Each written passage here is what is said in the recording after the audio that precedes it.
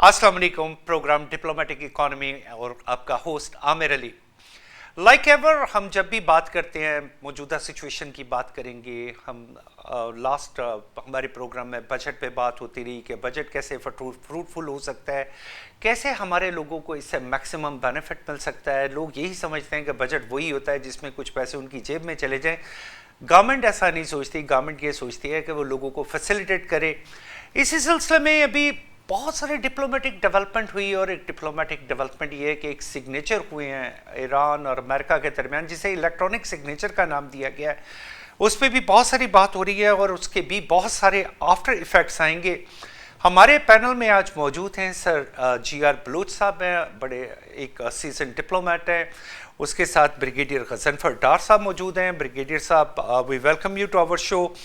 And colonel retired Athar साहब, अतर रहमान साहब, welcome you all to my show. And I want to start with sir GR Baloch साहब।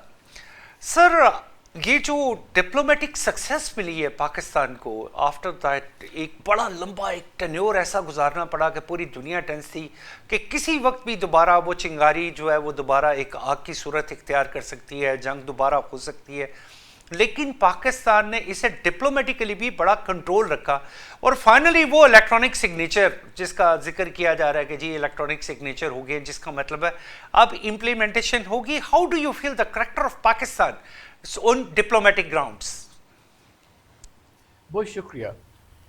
देखिए, 35-40 साल diplomatic service में गुजरे मेरे, और बहुत सारी ऐसी भी इवेंट्स गुजरे जो कि क्राइसिस की सिचुएशन थी। लेकिन मेरा ख्याल में कि इस वक्त हमारी जो गुज़श्ता 75 साल डिप्लोमेटिक हिस्ट्री है, उसमें आई थिंक पहली दफ़ा हम दो चीज़ें कर रहे हैं, और वो आलमी नोयत की है, ग्लोबल नोयत की है, और स्ट्रेटजिक है, और जियो इकोनॉमिक्स भी उसमें शामिल है।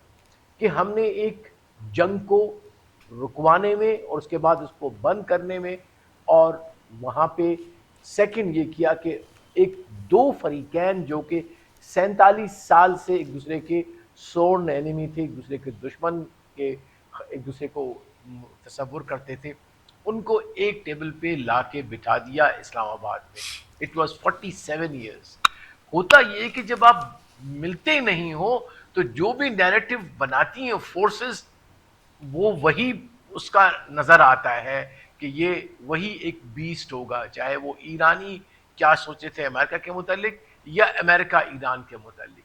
लेकिन जब मिलते हैं, बात करते हैं, तो फिर उनको वो जो common factor of being the member of the human family, अरे भाई ये तो इंसान है, इसकी भी दो आंखें, जुबान है, हमारी तरह से लहू भी लाल होगा इसका। तो I think it makes a lot of difference. और वाकई नज़र भी हमें आया, क्या जाए कि उस वक़्त बड़ा बातचीत हो रही थी कि नहीं कुछ हुआ, साइन नहीं हुआ, लेकिन मैं हमेशा कहता था कि ये बड़ी जंग रुकवाई है आपने, सिर्फ दो या तीन ताकतों के दरमियान नहीं, ये आपने रीजनल और ग्लोबल वॉर बंद कराई। फिर आपने एक बहुत बड़े मईशी बहरान से, मुआशी बहरान से दुनिया को बचाया। उसके लिए एक प्रोसेस आपने अंडरटेक किया था, आपने कोई इवेंट अंडरटेक नहीं किया था। GR बलूच साहब, मैं इसी में एक क्वेश्चन जो अपीयर होता है कि उस वक्त दुनिया में और भी ताकतें थी, Pakistan being like a very normal, एक वेरी रीजनल सा एक एरिया जहाँ पे हम बड़ा सफ़र भी करते रहते हैं। हम यहाँ पे सबसे ज़्यादा टेररिज्म को सफ़र कर रहे हैं, जो कि बहुत से मुल्कों की तरफ से स्टेट स्पॉन्सर्ड भी है। उस टेररिज्म को सफ़र कर रहे हैं, फिर हमारे इकोनॉमिक क्राइसिस थे। तो पूरी दुनिया ने ये एक एहसास सिर्फ पाकिस्तान को ही क्यों मिला कि उसने इस तमाम मैटर को न्यूट्रलाइज किया? बहुत अच्छा सवाल है, और मेरे ख्याल है मरकजी जो नुक्ता इस पूरे प्रोसेस में है यही कि why Pakistan. Now this question is being asked. देखिए, why Pakistan, how the world would answer and how a Pakistani would answer. Let me answer as a Pakistani. Why Pakistan? Because Pakistan एक जवाबदार रियासत है। तो हमने एज ए जवाबदार रियासत एक अखलाकी इसलिए कि हमारे फाउंडर फादर ने कहा था کہ ہماری فورن پالیسی دو اصولوں پہ ہوگی, peace within and peace without. یہ فاؤنڈیشنل پالیسی جس کو ہم نے امپلیمنٹ کیا. اور پھر اس کے علاوہ ہیومینیٹیرین, ریلیجس اور قانونی بھی اس میں تقاضے تھے کہ ہمیں تاریخ کے درست سمت میں کھڑا ہونا تھا, اور تاریخ کا درست سمت یہی تھا جہاں الحمدللہ ہماری بہت بصیرت والی قیادت, اور مجھے نام لینے میں کوئی حرج نہیں, field marshal Asim Munir, Yes. I have actually named him, so I will name in your program, he is the soldier of peace. Whether some forces in Pakistan may like or not, I don't care, but he really genuinely is. ساتھ of course the Prime Minister, تو وہ آپس میں coordination, military diplomacy اور جو civil component ہماری government کا مل کے یہ آپ کو کامیابی اور اعزاز حاصل ہوا ہے. سر بلوچ صاحب, ہم ہمیشہ, صرف ایک میں لفظ کہوں گا, ہم ہمیشہ پاکستان بننے سے لے کے جب بچے بھی تھے اسکولوں میں, ہم جو ہے وہ حجاز کی بات کرتے ہیں. دیٹ از آور ڈریم کہ مڈل ایسٹ کا حصہ ہوں, کہیں وہاں کام آئے. تو اللہ نے دو آپ کو گزشتہ ایک سال میں دو بڑے اعزاز ملے. آپ نے ڈیفنس پیکٹ کیا سعودی عرب کے ساتھ, تو آپ یو بیکیم دا کو گارڈین آف دا ٹو جو بڑے ہمارے کعبہ اور مکہ اور مدینہ حرمین شریفین کے.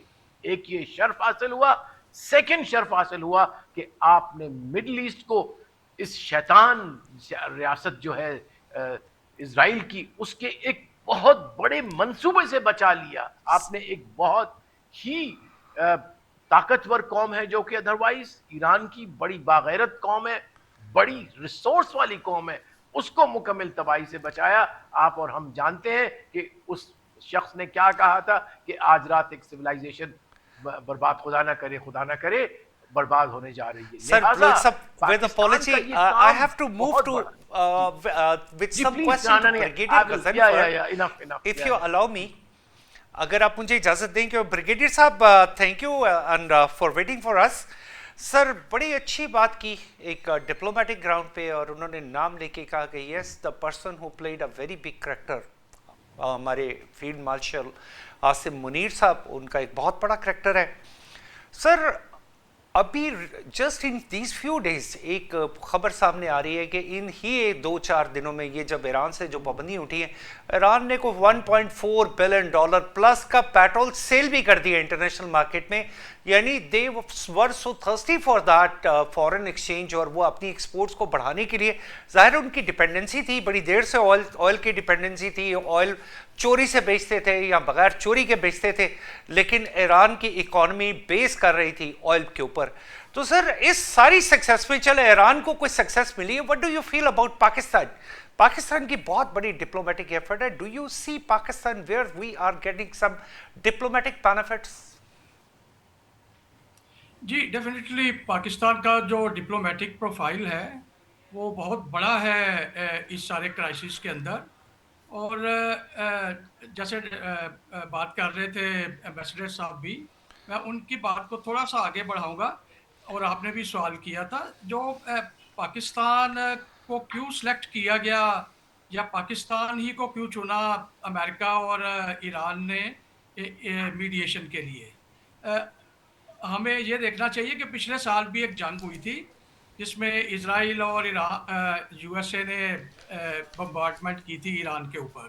تو اس کے اندر بھی پاکستان نے ایک بڑا اچھا رول پلے کیا تھا, اور اس ٹینشن کو ایکچولی پاکستان کی جو ایفرٹس تھی وہ انہوں نے ڈیفیوز کیا تھا, اور اس کی ایکنالجمنٹ بھی ایران نے کی تھی. آپ کو یاد ہوگا ایرانی پارلیمنٹ میں نعرے بھی لگائے گئے تھے تشکر پاکستان کے.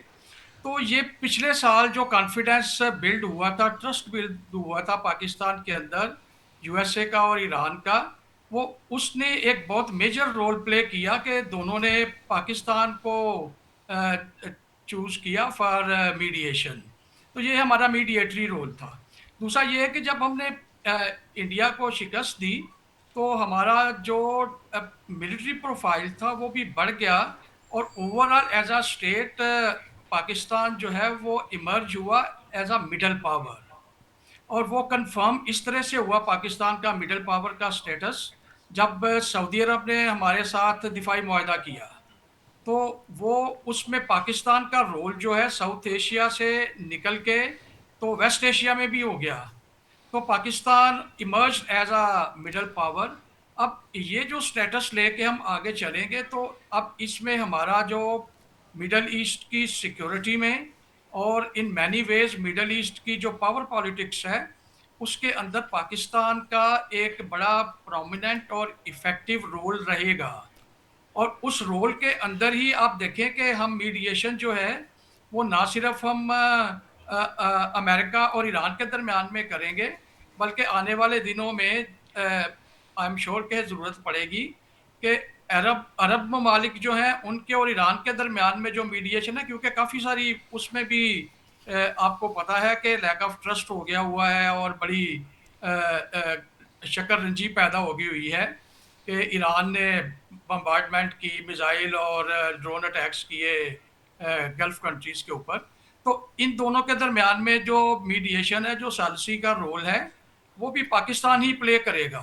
तो उस लिहाज से पाकिस्तान का जो प्रोफाइल है एज अ मिडल पावर वो बहुत ज़्यादा स्ट्रॉन्ग हो जाएगा अरब वर्ल्ड में भी, और overall with in the world जो ग्रेट पावर्स हैं, यूएसए है, चाइना है, रशिया है, उनकी भी नज़रों में उनका जो स्ट्रेटेजिक कैलकुलस है उसके अंदर भी पाकिस्तान की अहमियत जो है वो बहुत ज़्यादा बढ़ जाएगी।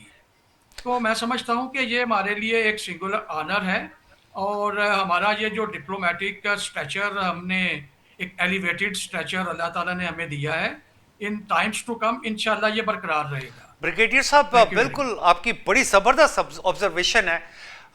Before I go to sir colonel Athar Rehman साहब, मैं एक चीज़ ऐड करना चाहता हूँ कि मिडल ईस्ट में, यानी कि दुनिया का जो नक्शा है उसमें पाकिस्तान को साउथ ईस्ट एशिया से निकाल के वैसे मिडल ईस्ट में डाल दिया गया है।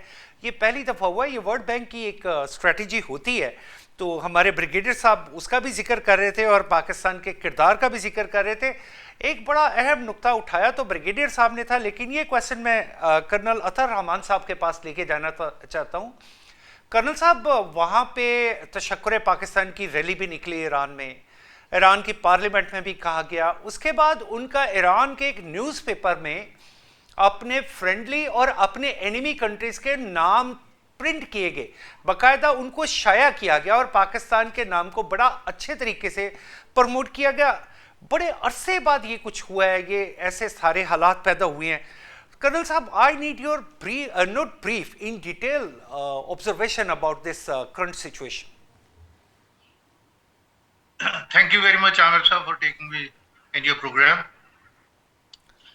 आमिर साहब, मैं आपसे एक पहले सवाल खुद करना चाहूंगा कि अगर वो पाकिस्तान को मीडिएटर ना बनाते तो किसको बनाते?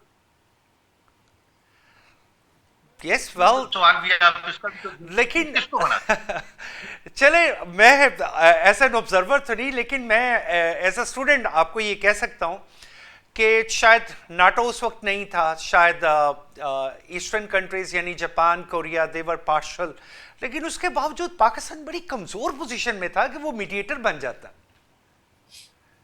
नहीं, पाकिस्तान कमजोर पोजीशन में मैं इस चीज से आपसे डिसएग्री करता हूँ। आपको याद रखना चाहिए कि ये सब एक खिलाफ पैदा हुआ था, क्योंकि इंडिया और इजराइल जो थे, यूएई जो थे, ये अलाइन हो चुके थे, ये एलाइज बन चुके थे। ठीक है, तो इस खित्ते में जियोग्राफिकली और डेमोग्राफिकली, इकोनॉमिकली इंडिया एक डोमिनेंट प्लेयर है।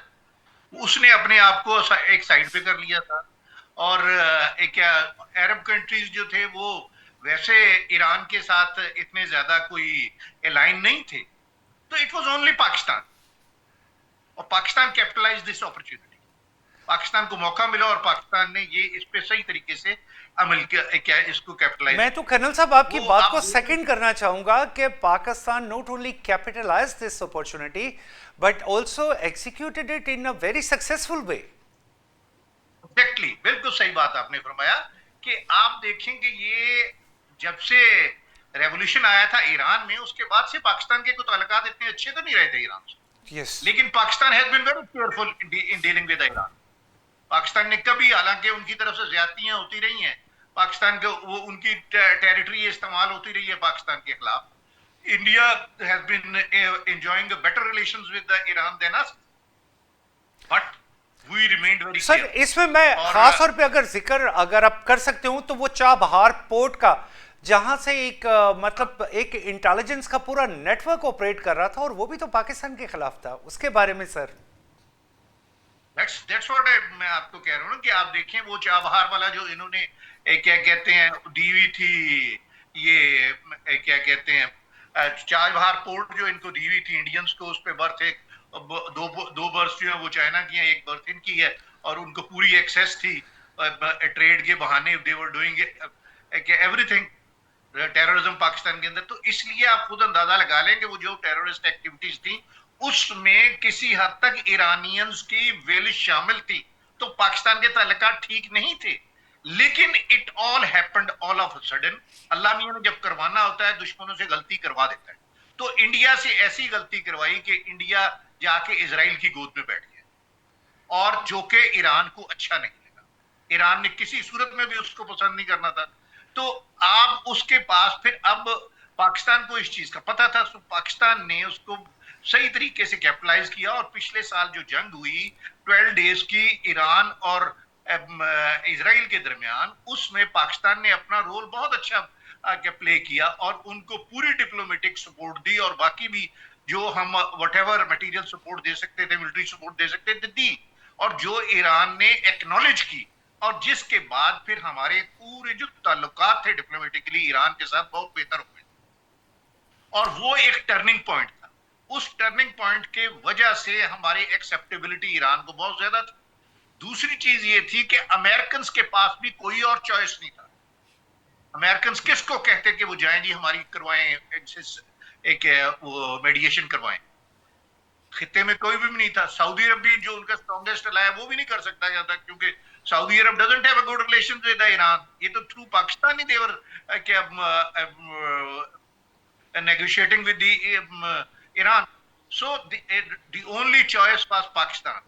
So पिछले साल की जो जंग पाकिस्तान इंडिया की हुई है 6 से 10 मई के दरमियान, उसमें जो इंडिया का बिहेवियर रहा, उनको प्रैक्टिकली डिफीट भी हुई है, और फिर उसके बाद जो इंडिया और अमेरिका के ताल्लुकात डिटोरिएट हुए हैं, उस पे इंडिया को किसी तरीके से नहीं कहा जा सकता था कि वो आगे नेगोशिएट करे। सर कर्नल साहब, यस मैं आपके साथ कंटिन्यू करूंगा। क्या मैं थोड़ी देर के लिए सर जी.आर. बलोच साहब को एक क्वेश्चन जो कि मेरे सामने अपीयर होता है।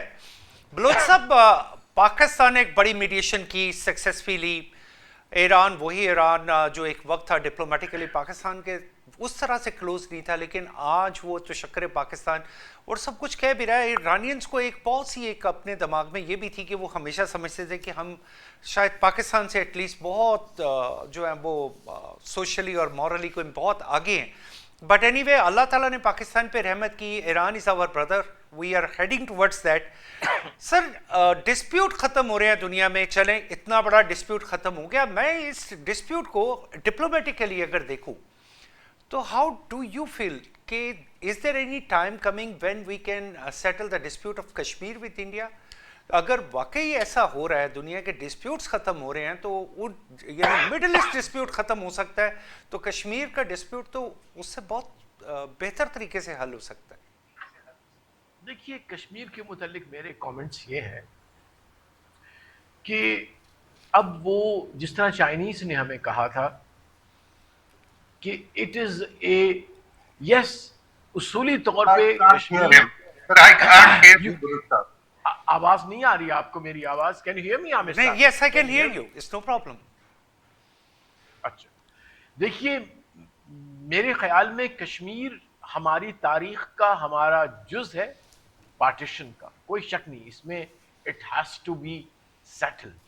फिर वो इंश्राइंड है यूएन के सिक्योरिटी काउंसिल रेजोल्यूशन 1 नहीं 17 दफ़ा, और सबसे पुराना डिस्प्यूट है जो यूएन सिक्योरिटी काउंसिल के एजेंडा के ऊपर है।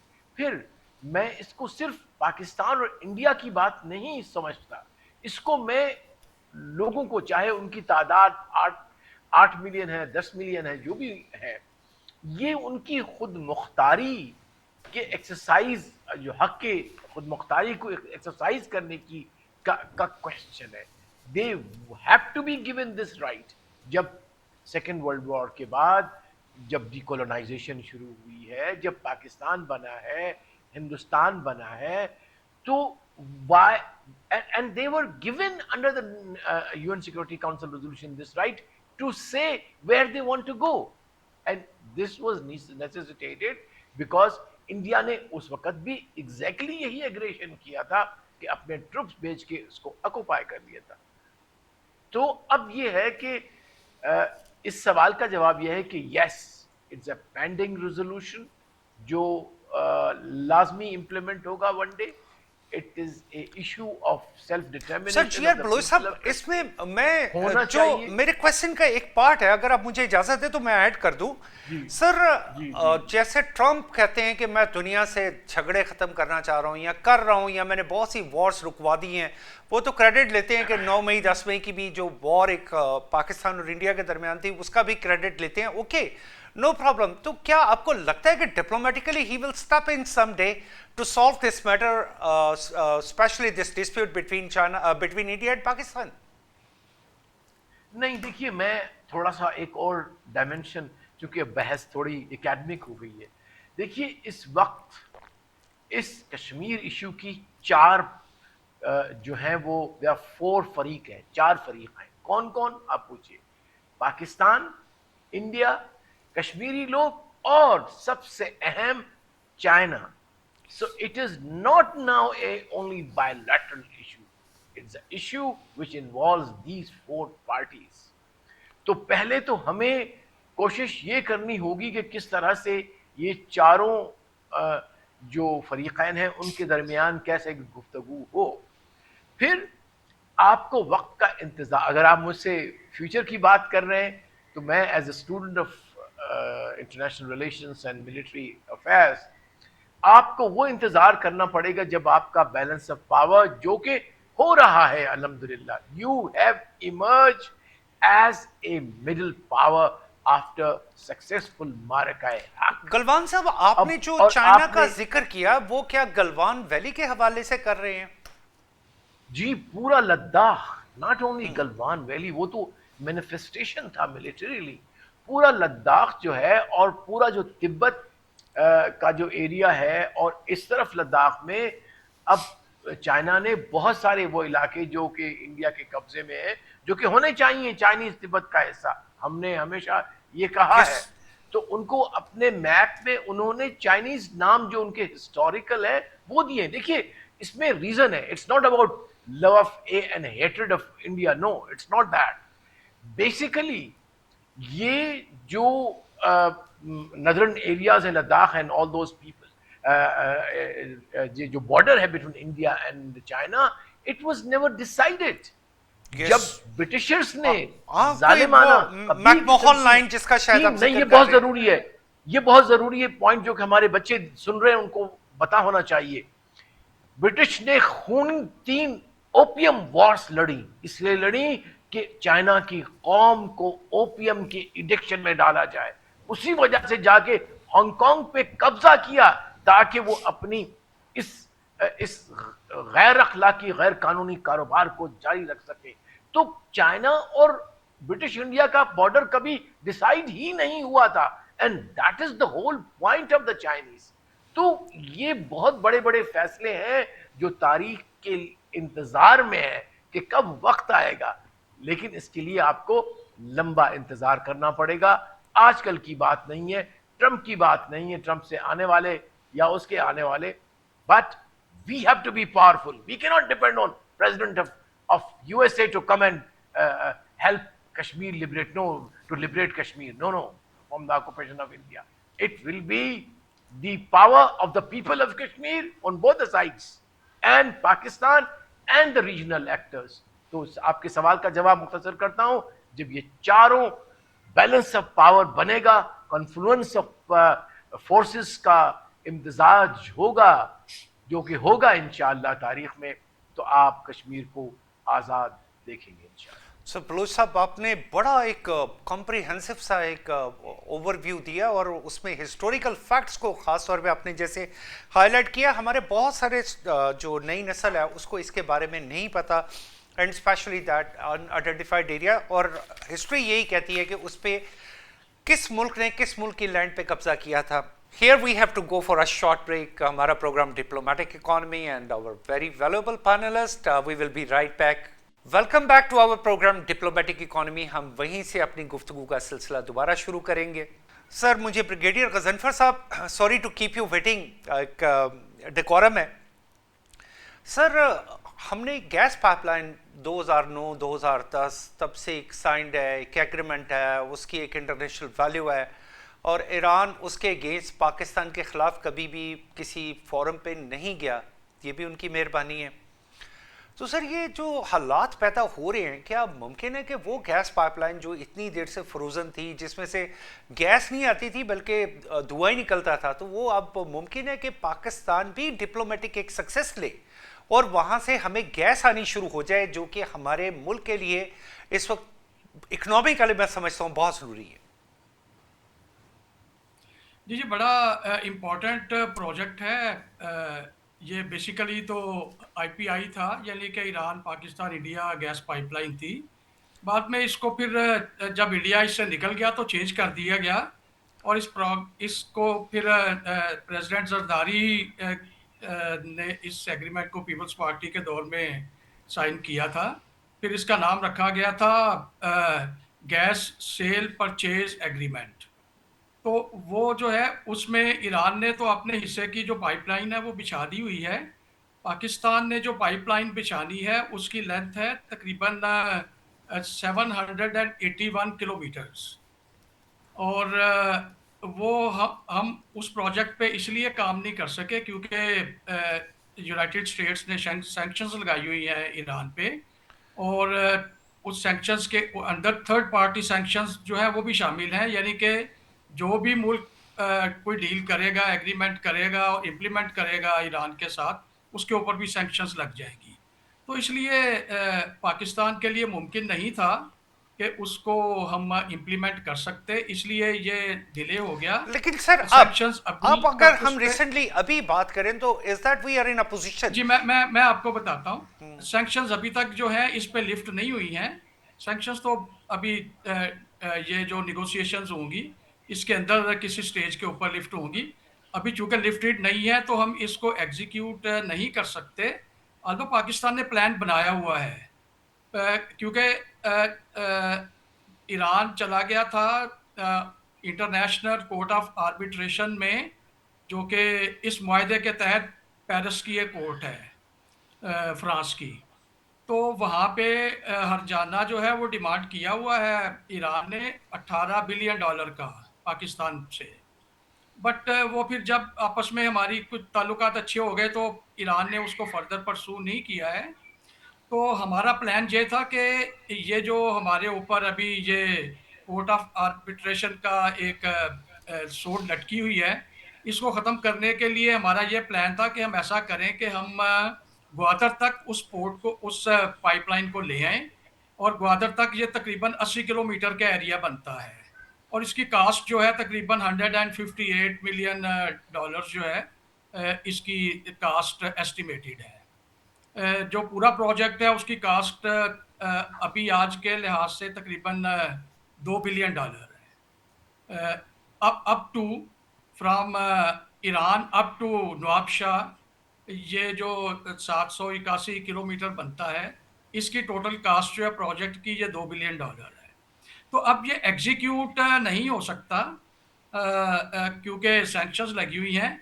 बट आपके प्रोग्राम के तवसत से मैं ये कहना चाह रहा हूँ कि हमें पाकिस्तान को ये करना चाहिए कि पाकिस्तान अपने हिस्से की जो पाइपलाइन है वो बिछा ले, और सिर्फ इतना ही हो कि जब सैंक्शन लिफ्ट होंगी तो उसको कनेक्ट कर दिया जाएगा. सर ब्रिगेडियर साहब, आप दिलों का हाल पढ़ लेते हैं, क्योंकि मेरे पास यही क्वेश्चन था.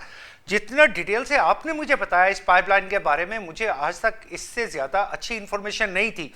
और एग्जैक्टली मेरा क्वेश्चन यही था کہ کم از کم ہم انفراسٹرکچر بنا چھوڑیں, کیونکہ یہ پابندیاں کبھی تو اپ لفٹ ہوں گی, تو جب اپ لفٹ ہوں گی تو why don't we get a benefit for that?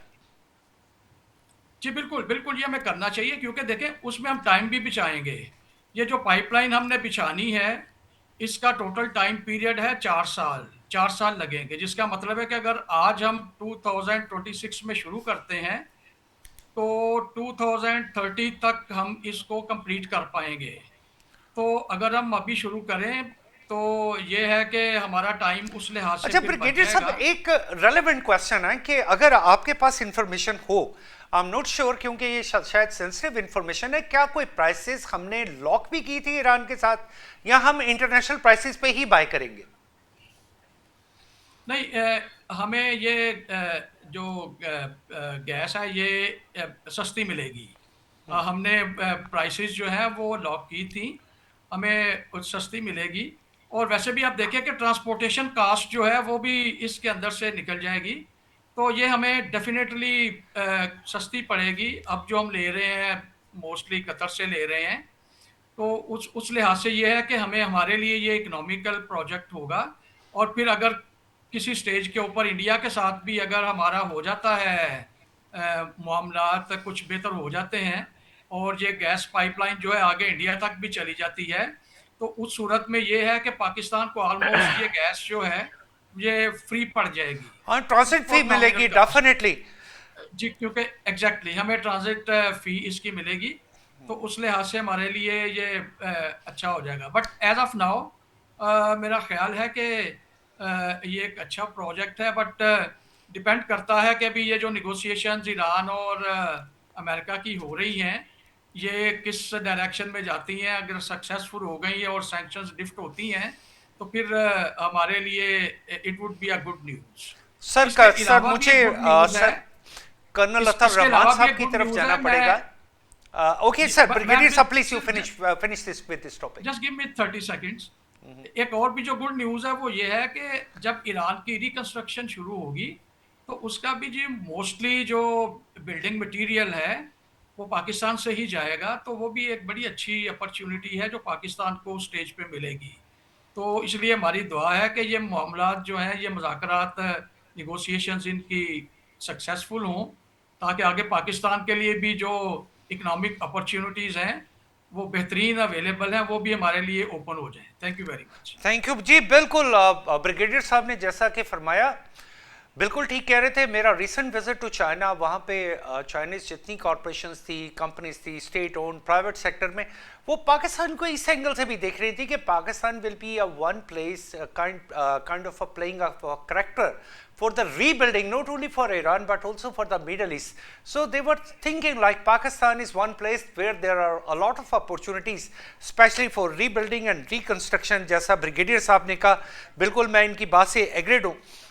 Sir colonel Athar صاحب, very sorry to keep you waiting. Sir colonel صاحب, ایم بی ایس آج کی خبر ہے کہ M B S want to have a purpose visit to Pakistan may be in a month, ایسا جیسا کہ پڑھا گیا, جیسا میں نے اخبار میں پڑھا ہے. سر یہ جب بھی ایم بی ایس آتے ہیں ہمارے پاس ایک ہی بات ہوتی ہے کرنے کے لیے کہ وہ آئل ریفائنری جو شاید 2014-15 سے پرپوز ہو رہی ہے, اور یہ کہا جا رہا ہے, کچھ اس کی لوکیشن کے بارے میں کہا جاتا ہے, کچھ اس کے انفراسٹرکچر کے بارے میں کہا جاتا ہے. سر پاکستان سے کیا فیزیبلٹی نہیں بن پا رہی اس $10 بلین کے لیے؟ پاکستان کے اندر کیپیسٹی نہیں ہے, یا ہم کہاں پہ, کون سی ایسی جگہ ہے جہاں پہ ہمیں پرابلم آ رہی ہے especially related to this refinery جس کا ایک بڑا ذکر رہتا ہے؟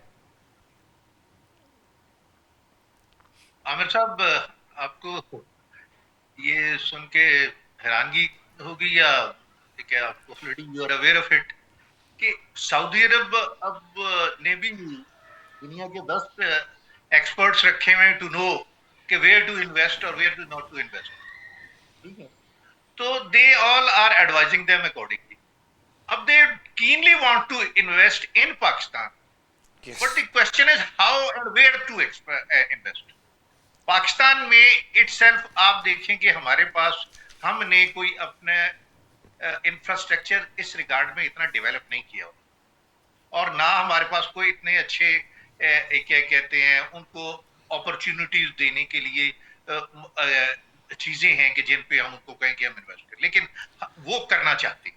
अभी ऑयल की जो है ये डेफिनेटली अब उनको अट्रैक्शन ज्यादा नजर आ रही है, क्योंकि उनको स्टोरेज की भी जरूरत है। और ये जो अभी ये क्राइसिस हुए हैं स्ट्रेट ऑफ हॉर्मज वाले, इसमें जो क्या कहते हैं, उन्होंने देखा है कि ग्वादर की इंपॉर्टेंस और पाकिस्तान की इंपॉर्टेंस, उसकी वजह से they really want to have now a refinery here and a storage facility. So इसलिए they will definitely this time come and have invest heavily over here. और उसके साथ साथ they will look for a place कि अगर यहाँ हमने storage भी करनी है और इसको फर्दर यहाँ से चाइना की तरफ भेजना भी है, Yeah, that's very important. हाँ, तो फिर याद रखें कि they have to they will invest in a infrastructure over here also, which will lead them up to the China and Central Asia. Sir, देखिए कर्नल साहब, ये जो आपने ये जो एरिया आपने आइडेंटिफाई किया है सर, इस पे मेरा छोटा सा एक सवाल बनता है। आपने तो इसको बड़ा ब्रीफली बता दिया कि यहाँ से चाइना के लिए एक बहुत जो है एक स्ट्रीम रूट बन सकता है पाइपलाइन के जरिए अगर ये रिफाइनरी लगती है। तो आप जरा नाजरीन को थोड़ा सा ये भी एलिब्रेट कर दें कि वेस्टर्न चाइना को पेट्रोल के लिए कितने लंबे रूट की जरूरत होती है और वो कितना शॉर्टन हो जाएगा और इससे पूरे एरिया में कितनी डेवलपमेंट हो सकती है। देखिए, चाइना जो है वो अपने ये जो शिनकियांग वाला प्रोविंस है, जो उनका किर्गिस्तान और कजाकिस्तान के साथ ये एरिया लगता है, इसको पेट्रोल की सप्लाई जो है वो करने के लिए उनको कितने लंबा रूट अख्तियार करना है। एग्जैक्टली, वो either they will have to get it from Russia और it has to be इनको पहले उधर क्या साउथ ईस्ट एशिया में अपनी जो पोर्ट्स हैं उधर यहीं से लेके तेल लेके जाना पड़ता है और जाके then they will bring it back to this place. Look at the thousands and thousands of kilometers. It's like 14 countries circle जिनकी बाउंड्रीज को वो टच करना पड़ता है वापस वहां आने के लिए। बिल्कुल बिल्कुल। अब अगर पाकिस्तान के थ्रू स्ट्रेट जाते हैं तो हार्डली इट्स अबाउट, मेरे ख्याल में 1500 के 2000 किलोमीटर बनता है and they can very easily reach up to ये जो इनका रीजन है शिनकियांग वाला। तो उरमची में दे विल वेरी आराम से अगर ये उधर बना लेते हैं अपना स्टोरेज वगैरह बाकी फैसिलिटी, अगर रेल का इंफ्रास्ट्रक्चर भी उधर तक डेवलप कर लेते हैं तो आप देखिए कितना शॉर्ट इनको पड़ेगा। अगर वन टाइम इन्वेस्टमेंट करेंगे उसके बेनिफिट्स भी और उसका पाकिस्तान को खास तौर पे कर्नल साहब, उसका जो पाकिस्तान को एक ट्रांजिट रूट बेनिफिट, रिफाइनरी का बेनिफिट, रिफाइनरी की by products, that is also playing a big part. बहुत ज्यादा। अच्छा, इसके साथ साथ मैं एक चीज आपको, जो पहले ब्रिगेडियर साहब ने बात की थी गैस की, जो क्या ईरान से इंपोर्ट करे, तो उस पर बता, जो अगर गैस इंपोर्ट करता है ईरान से पाकिस्तान को, वो पाकिस्तान को पड़ेगी तकरीबन $7 पर क्यूबिक मीटर, वेरस जो इंडिया क्या आप कतर से इंपोर्ट कर रहे हैं वो आपको $14 पर क्यूबिक मीटर पड़ रही है। बल्कि ये इन दिनों जब आपने ये क्या इतने महंगे दौर में भी किया, जब ये बंद थी तो इट वाज बियॉन्ड $20 हम इंपोर्ट कर रहे थे। तो कितनी ज्यादा महंगाई पड़ रही है। तो सर इससे तो हमारी इकोनॉमी पे एक बड़ा पॉजिटिव इंपैक्ट आएगा, खास तौर पे हमारी इंडस्ट्री जो इस वक्त बड़ा सफर कर रही है। तो अगर ये पाइपलाइन एक्टिव हो जाती है तो may be we can go beyond with that all the cost that we always bear, specially for our industrial sector. आपको एक चीज और बताना चाहता हूँ आमिर साहब, यहाँ एक आपके हम ये कह देते हैं कि India is not ready, India is keen to have this gas pipeline to be established towards there and oil pipeline through Pakistan also.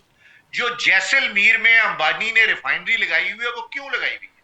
हाँ, Jaisalmer is a very shortcut right in front of Pakistan border.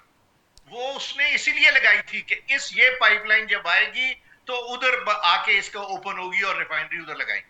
It was that far-sightedness for them to have that refinery over there. Colonel Sahab, because we have to go for the closing, I have some quick questions to ask everybody. Sir मैं जरा GR Bloch साहब की तरफ जाना चाहता हूँ। GR Bloch साहब, आपको लगता है कि RSS के एजेंडा और बीजेपी के फैनेटिकिज्म के साथ पाकिस्तान और इंडिया आपस में फ्रेंडली रिलेशन कंटिन्यू कर सकते हैं? دیکھیے ہندوستان کے متعلق ہی میرا بہت ٹائم گزرتا ہے سوچنے میں اور لکھنے میں، اس لیے کہ جب تک کہ پاکستان اور ہندوستان کے تعلقات صحیح نہیں ہوتے تو south Asia will never become a peaceful region. اور ہمیشہ یہ کہا جاتا ہے کہ regions countries rise and fall with in the region, لیکن یہ لگتا ہے کہ ہندوستان نے فیصلہ کر لیا ہے کہ اس نے اس ریجن میں کسی کے ساتھ تعلقات نہیں رکھنے. جتنے بھی اس کے نیبرز ہیں، پاکستان، بنگلہ دیش، سری لنکا، کسی ایک چائنا، کسی کے ساتھ بھی اس کے تعلقات درست نہیں ہیں. اس کا مطلب یہ ہے کہ جب تک کہ انٹرنل ٹرانسفارمیشن نہیں ہوتی انڈیا کی، کوئی ریشنل لوگ نہیں آتے، تو میں ہمیشہ کہتا ہوں کہ now the people of India have to decide. کیونکہ R S S, B J P دنیا کے امن کا بھی بڑا دشمن ہے، لیکن سب سے بڑا دشمن وہ ان کے اپنے ملک کا ہے، اپنے سسٹم کا. بالکل ابھی کیا. لہذا سب سے پہلے ہندوستان میں تبدیلی آنی چاہیے. And also this is not what India was all about اور can be. It was a Sir, I need to go to Brigadier Ghazanfar just for some closing remarks. جی پلیز. Brigadier Ghazanfar صاحب، آپ کو لگتا ہے کہ India after that stand off یا military strike جو ہوئی لاسٹ ایئر، اس کے بعد India can dare to have the special, یہی جو وہ بار بار کہتے ہیں آپریشن سندور 2 اور 3 اور whatever, can they dare it? They morally they are in a position? نہیں، they are not in a position to do it, کیونکہ ان کو دیکھیں جو سب سے بڑا لیسن ملا ہے، جو سبق ملا ہے انڈیا کو سب سے بڑا، وہ یہ ملا ہے کہ پاکستان کے ساتھ جب بھی وہ جنگ کرے گا تو وہ پاکستان کے ساتھ اکیلے کے ساتھ جنگ نہیں کر رہا ہوگا، بلکہ وہ چائنا کے ساتھ بھی کر رہا ہوگا. اور خاص طور پہ اب تو یہ سعودی عربیہ کے ساتھ بھی کر رہا ہوگا. جی، ایک ہی بارڈر پہ، ایک ہی یعنی بارڈر کہ پہ. یہ جو پاکستان اور انڈیا کا بارڈر ہے، اسی بارڈر کے پار جو ہے انڈیا میں اب یہ پرسیپشن، یہ سمجھ انڈیا کو آ گئی ہے کہ اس بارڈر کے پار صرف پاکستان نہیں ہے، چائنا بھی بیٹھا ہوگا. Sir, and the last question to Sir Colonel Athar صاحب. Sir Colonel صاحب، very briefly آپ نے انویسٹمنٹ کا ذکر کیا، آپ نے کہا کہ کچھ تھوڑی سی we lack in somewhere. So do you feel this SIFC can play a vital role for like for the extension of the foreign direct investment? I think ایسا وہ آلریڈی اس کو بنے ہوئے 3-4 سال ہو گئے ہیں. They must have done groundwork for this and we expect them that they will provide the correct opportunity, correct places for the investment. تو ابھی تو ہمیں ذہنی طور پہ تیار ہونا چاہیے. ابھی بھی اگر تیار نہیں ہے تو پھر اب کب ہونا. Sir, thank you very much. I had the best panelists with me. Sir G.R. Baluch Saab, Brigadier Ghazanfar Dar Saab, Colonel Retired Athar Saab, اور this was a very fruitful discussion. I also learned a lot. آپ بھی ہمیں ہمارے programme پہ feed back ضرور دیجیے گا. Diplomatic economy with Amir Ali on 89 TV. We will keep you in touch in next week.